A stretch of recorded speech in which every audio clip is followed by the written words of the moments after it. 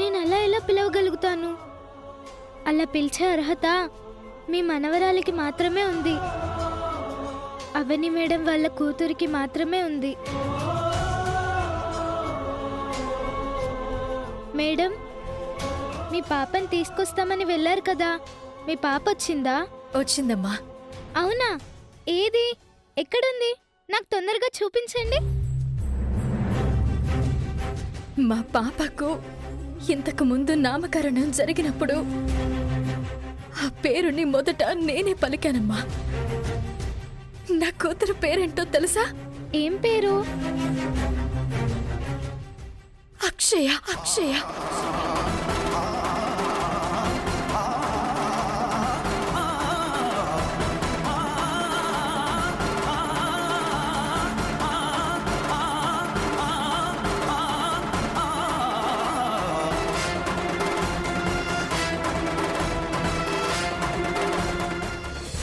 ఏమంటున్నారు మేడం? అవునమ్మా, అనుకోకుండా మాకు పరిచయమైన ఈ అక్షయే మా కూతురు.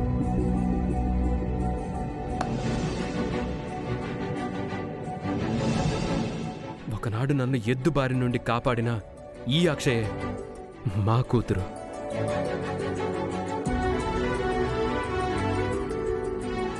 మేం దత్తత తీసుకుందాం అనుకున్న ఈ బిడ్డే మా కూతురు. ఇంతకాలం మా కళ్ళ ముందే మా కూతురుండి గుర్తించలేకపోయాం. ఈ నిజం మాకు కొద్ది రోజుల ముందే తెలిసినా నీ దగ్గర చెప్పుకోలేకపోయామమ్మా. అందుకు కారణం ఏంటంటే అక్షయ నిన్ను అమ్మా అని పిలిచిందంటే నీకు ప్రాణగండం ఉంది.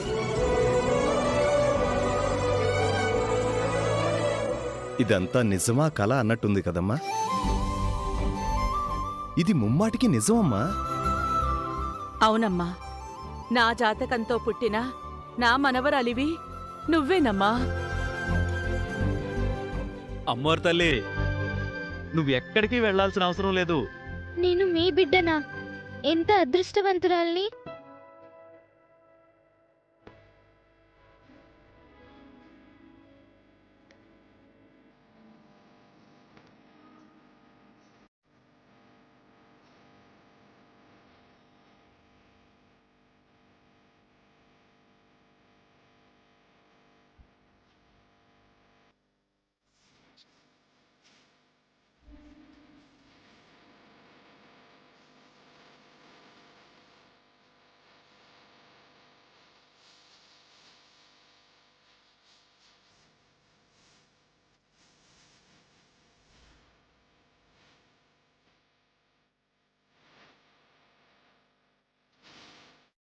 మీ వంటి వారికి బిడ్డనయ్యుంటే బాగుండేది అని ఎన్నోసార్లు అనుకున్నాను. నిజంగానే మీ బిడ్డనవుతానని కలలో కూడా అనుకోలేదు. ఇంత మంచి కుటుంబం, ఇంత పెద్ద కుటుంబం నాకు శాశ్వతంగా ఉండిపోవాలని అమ్మవారిని వేడుకున్నాను. ఆ విధంగానే కరుణించింది.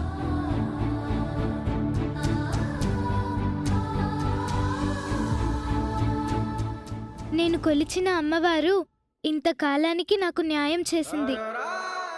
సుజాత గారు ఎదురు పడకపోయింటే నేను మీకు శాశ్వతంగా దూరం అయిపోయి ఉండేదాన్ని. అసలు నువ్వు ఆ హైవేలో ఎందుకున్నావమ్మా? నా వల్ల రాధాకృష్ణ గారికి ప్రాణాపాయం జరిగింది కాబట్టి ఇంటి నుంచి వెళ్ళిపోదాం అనుకున్నాను. బయటకు వెళ్ళిన తర్వాత ఏం జరిగిందంటే,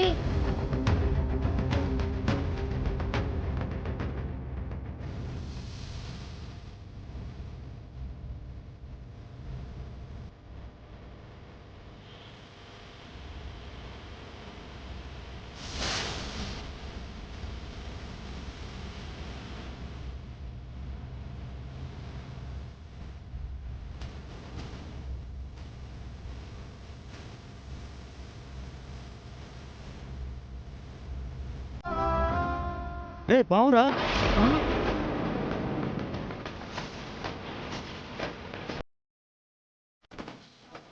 ఎప్పుడు లేని ఇలా ముందుకొచ్చి బుసలు కొడుతుందేంటన్నా?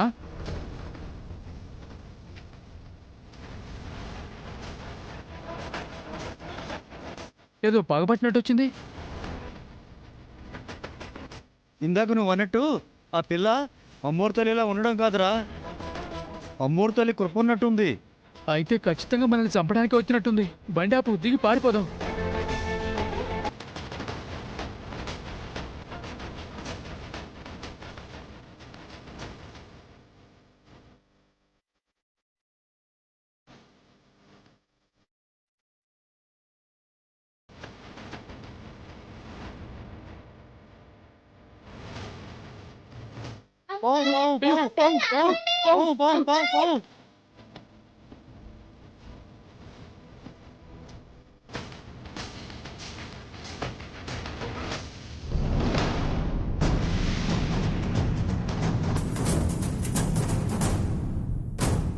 ఇప్పుడు నేనేం చేయాలి? ఎటెళ్ళాలి? ఆ విధంగా వారు పాము పాము అంటూ పారిపోయారు. ఏం చేయాలో తెలియక నేను నడి రోడ్డు మీద నిలబడిపోయాను. ఆ సమయంలో సుజాత గారు నన్ను కాపాడారు.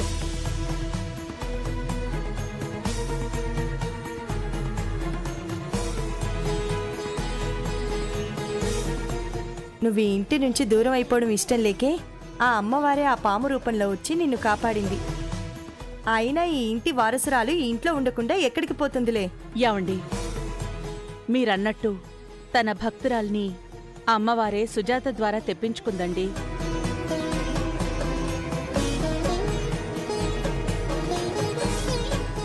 సరైన సమయంలో ఎంతో మేలు చేశావు సుజాత. ఎదురైన పెద్ద పెద్ద గండాలు పక్కకి జరిగిపోయాయి. ఇక మీదట ఆనందాలే తప్ప ఆవేదనలు ఆందోళనలు ఉండవు. ఇలా జరుగుతుందని ఊహించి ఉండరు కదా నిహారిక. అందుకే ఇద్దరికి మాట పడిపోయింది. ఈ ఇంటి వారసురాలొస్తే అందరితో పాటు మాకు ఆనందమే కదా, ఎందుకు మమ్మల్ని ఆడిపోసుకుంటారు? ఇదిగో మనకు మధ్య చిన్న చిన్నవి ఏవేవో ఉంటాయి. అలా అని వాటిని అన్నిటికీ ఆపాదిస్తావా ఏంటి?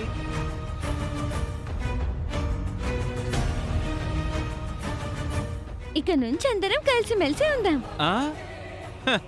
ఈ డైలాగ్ నీకు సెట్ అవ్వదులే. పంచులు వేసింది చాలిల్లరికం. అక్షయ, ఇదంతా నీ కుటుంబం. ఈ ఇంట్లో అందరితో పాటు నీకు సమాన హక్కులుంటాయి.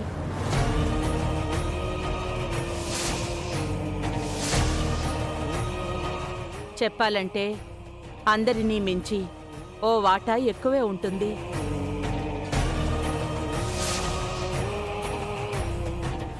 ఇక మీదట నీకు ఎటువంటి అవమానాలు ఉండవు. అందరితో సరి సమానమైన గౌరవం ఉంటుందమ్మా. ఇక నువ్వందరినీ వరసలతో పిలవచ్చు. ముందు పెద్దవారిని పిలవమ్మా. బ్యాగ్ ఎక్కడ పెట్టు.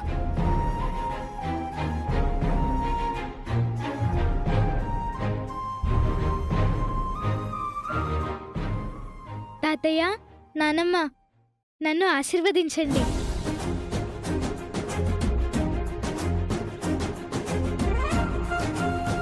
దీర్ఘాయుష్మాన్ భవ. లే తల్లి. లేమ్మా.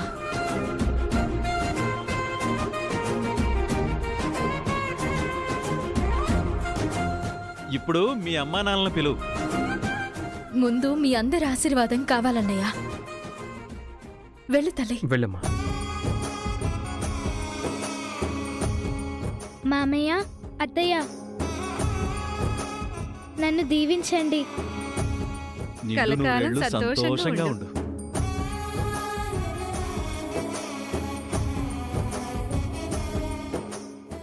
నీ నమస్కారాలేం నాకొద్దు.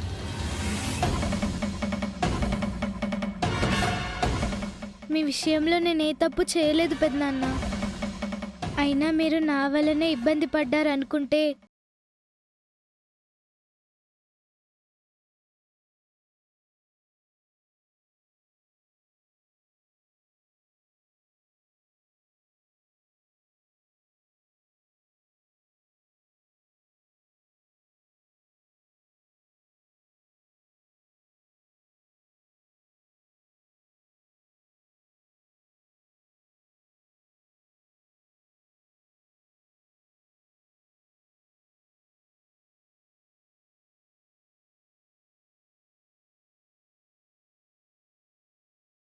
అంటే మాత్రం నాకు చాలా ఇష్టం.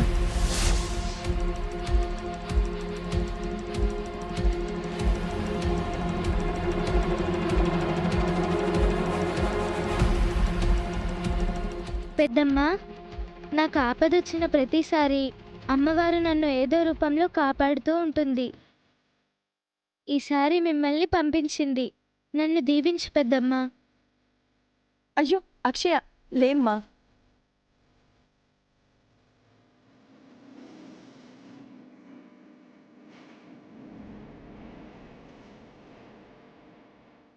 నువ్వు నా చెల్లెలి బిడ్డవని తెలియనప్పుడే నా చెల్లెలి జీవితానికి నువ్వెంతో మేలు చేశావు.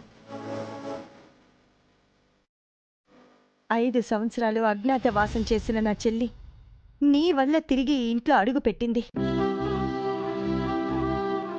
మా వల్ల సాధ్యం కానిది నీ వల్ల ఎలా అయ్యిందా అనుకున్నాను. నువ్వు ఈ వంశ వారసురాలివి కాబట్టే అలా జరిగింది. ఇన్నాళ్లకు ఇక నా చెల్లెలి కష్టాలన్నీ తీరిపోయినట్టే. నువ్వు నిండు 100 ఏళ్ళు సంతోషంగా ఉండాలి.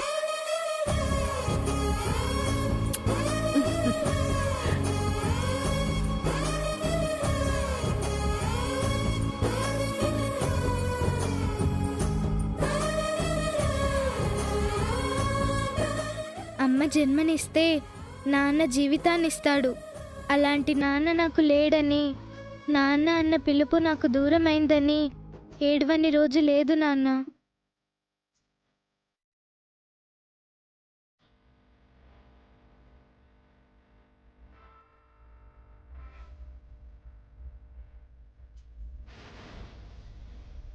ఇక నీకు నాన్న అన్న పిలుపు ఎప్పటికీ దూరం కాదమ్మా.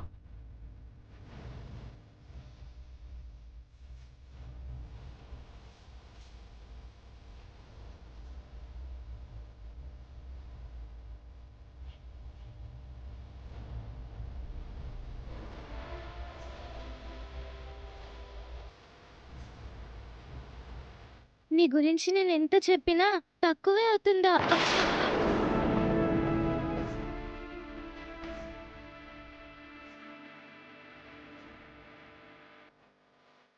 ఈ పిలుపే మన మధ్య పెద్ద గండమైంది.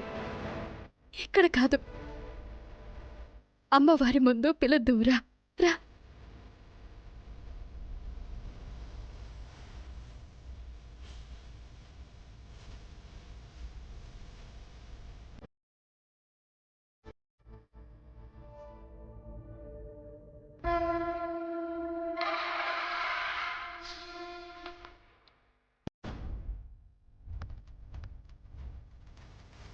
రా.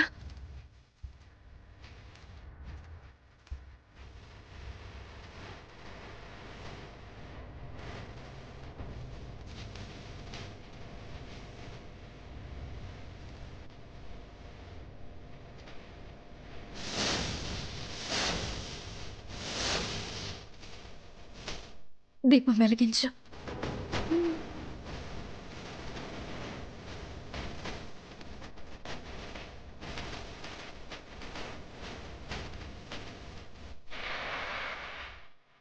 ఏదైతే చూడకూడదనుకున్నానో అదే చూస్తున్నాను. ఏదైతే జరగకూడదనుకున్నామో అదే జరిగింది. ఇది నేను తట్టుకోలేకపోతున్నాను. నమస్కారం చేసుకో.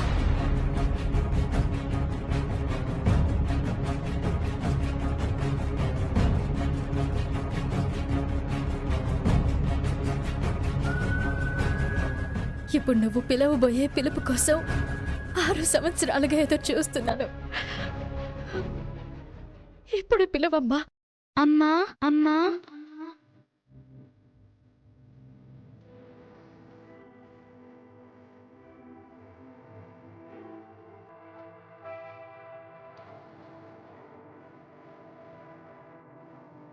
ఇంకొక్కసారి. అమ్మా, అమ్మా, అమ్మా.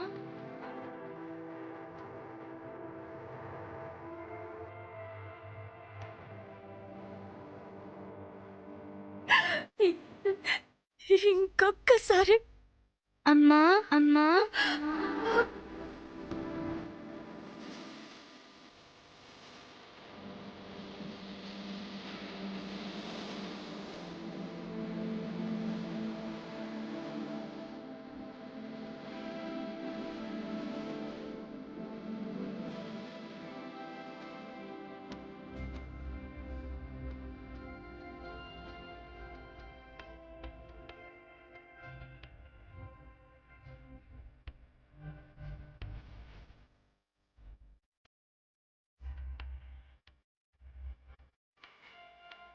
ఇంతకాలం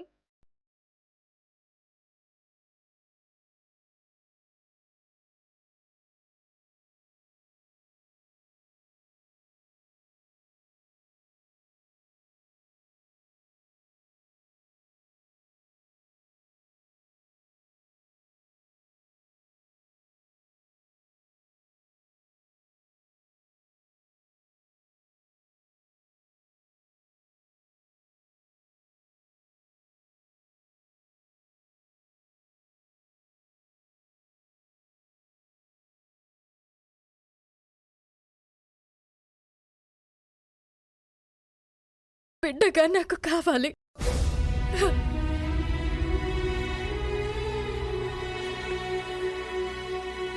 రా.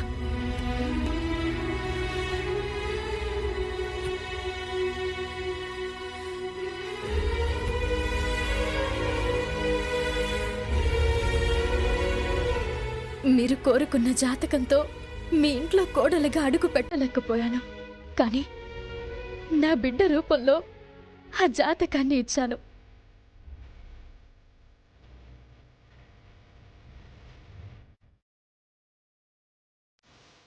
మీ చేతుల్లో పెడుతున్నాను.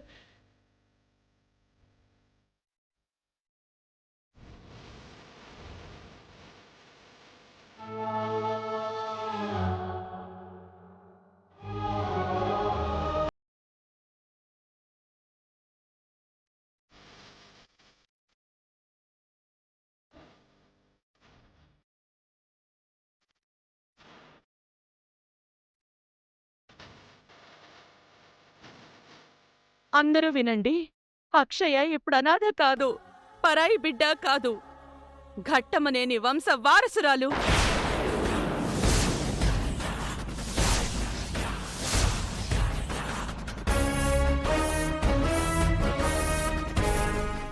ఘట్టమనేని వేదవతి మనవరాలు. ఇక మీదట అందరూ నాకిచ్చే గౌరవాన్నే అక్షయకి కూడా ఇవ్వాలి. అక్షయని అవమానిస్తే నన్ను అవమానించినట్టే. అందరూ గుర్తుంచుకోండి, ఇదే నా వాక్కు.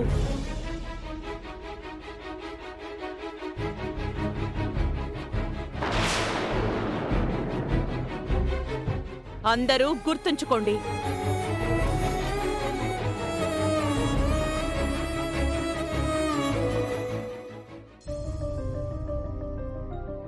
వదినా,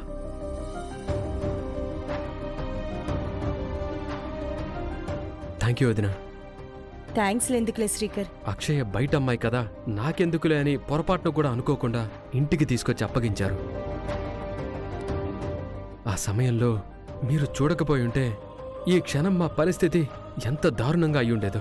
అక్షయ్ అంటే మీకిష్టమని నాకు తెలుసు, కానీ ఆ క్షణాన మీ కూతుర్నే తీసుకొస్తున్నానని నాకు తెలీదు.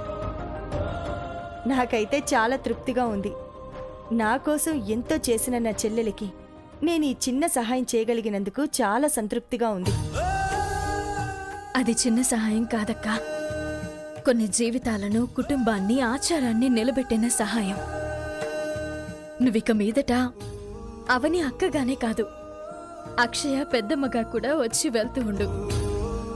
అందరికీ ఒక భయం ఉంటుంది. నేనిక్కడికి రావడానికి బయటున్న గేటు దగ్గర నుంచి లోపలున్న అమ్మవారి వరకు నాకు ఎవ్వరూ అడ్డు కాదు. నేను ఎటూ వస్తాను, కానీ నేనిప్పుడు చెప్పబోయే విషయం బాగా గుర్తుపెట్టుకోండి.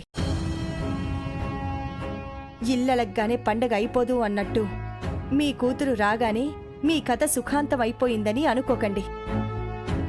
ఇప్పుడే అసలు కథ మొదలయ్యింది. అక్షయ గురించి అత్త అందరి ముందు అలా చెప్పేసరికి నిహారిక, కృష్ణ, శౌర్యల మొహాలు మాడిపోయాయి. ముందు ముందు అక్షయ్కి దక్కే గౌరవాన్ని చూసి వాళ్ళు ఓర్వలేరు. అసూయ చెందుతూ కొత్త కొత్త నాటకాలు మొదలు పెడుతూ ఉంటారు. అందుకే మీ బిడ్డని మీరు జాగ్రత్తగా కాపాడుకోండి. పాములు, గద్దలు మీ ఇంట్లోనే తిరుగుతున్నాయి కాబట్టి ఓ కంట కనిపెడుతూ ఉండండి, సరేనా? సరే సరే అక్క, ఇక నేను బయలుదేరుతాను. సరే వదిన. అవునే, వదిన చెప్పినట్టు మనం చాలా జాగ్రత్తగా ఉండాలి.